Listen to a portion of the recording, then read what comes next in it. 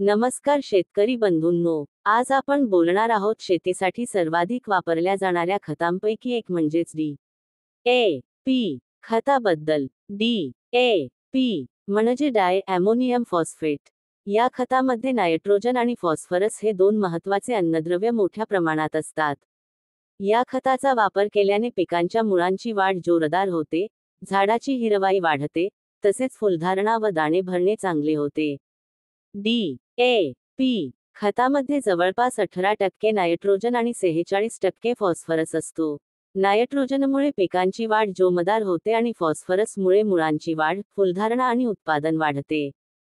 गहू, मका, ऊस, कापूस, भाजीपाला आणि डाळी यांसारख्या पिकांमध्ये डी.ए.पी. खताचा वापर मोठ्या प्रमाणात केला जातो. लक्षात ठेवा, डी.ए.पी. खताचा वापर नेहमी माती परीक्षण अहवालानुसार करावा.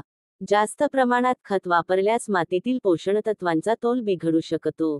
तर शेतकरी बंधूंनो, योग्य प्रमाणात आणि योग्य वेळी डी.ए.पी. खताचा वापर केल्यास पीक उत्पादन नक्कीच वाढते. शेतीसंबंधित आणखी उपयुक्त माहिती मिळवण्यासाठी आमचे चॅनेल सबस्क्राईब करा व हा व्हिडिओ इतर शेतकरी मित्रांसोबत जरूर शेअर करा. सुपीक माती, समृद्ध शेती. दुहेरी अवतरण.